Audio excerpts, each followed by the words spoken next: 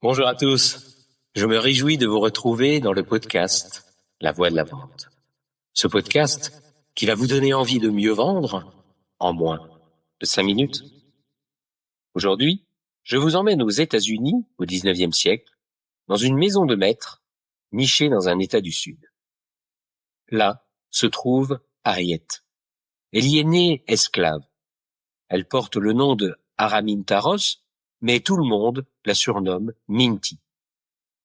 Comme tous les esclaves noirs de cette époque, elle connaît la peur, la brutalité, l'humiliation. Mais elle a en elle quelque chose que personne ne peut lui enlever.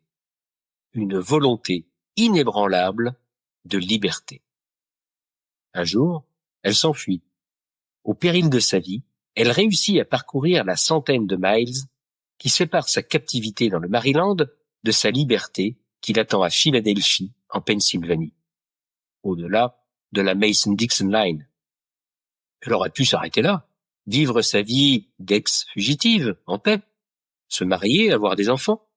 Mais non, elle revient. Elle revient une fois, puis 2 fois, puis 13 fois. Chaque voyage porte une mission, guider d'autres esclaves vers la liberté. Chaque mission les fait passer par ce que l'on appelle le chemin de fer clandestin. Un réseau secret de maisons, de sentiers, de soutien. Elle ne possède pas d'armée. Elle ne représente aucune puissance. Elle ne jouit pas d'une grande richesse financière.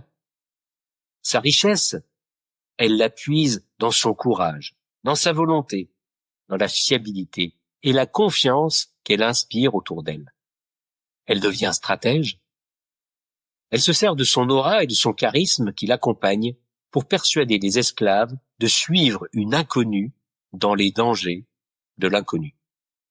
Elle devient leur guide, elle les mène sur le chemin de leur liberté. Et elle réussit. Alors pourquoi est-ce que je vous ai raconté cette histoire? Eh bien parce que, toute proportion gardée bien entendu, elle nous parle de ce qu'il faut pour bien vendre. Comme je vous l'ai déjà dit, vendre, c'est persuader quelqu'un qu'on a la solution à son problème. Pour bien vendre, il faut savoir faire preuve de leadership, montrer un chemin que le client ou le prospect n'oserait pas forcément prendre seul, donner confiance à ceux qui hésitent à franchir le pas. Harriet possédait 3 qualités que tout bon vendeur se doit de cultiver. 1. La vision. Elle voyait une destination que d'autres n'osaient même pas imaginer. 2. La foi en l'autre. Elle croyait que les gens aspiraient à la liberté et pouvaient réussir à se libérer, même s'ils n'y croyaient pas encore eux-mêmes. 3. L'exemplarité.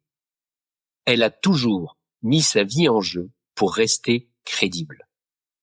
Dans la vente, comme dans la vie, les gens suivent ceux qui incarnent ce qu'ils vendent. Alors maintenant, à vous de jouer. Prenez un papier, un crayon, listez tout ce que vous pouvez faire pour sortir de votre argumentation produit. Développer un leadership qui vous correspond pour faire preuve d'un charisme qui donne envie de vous suivre.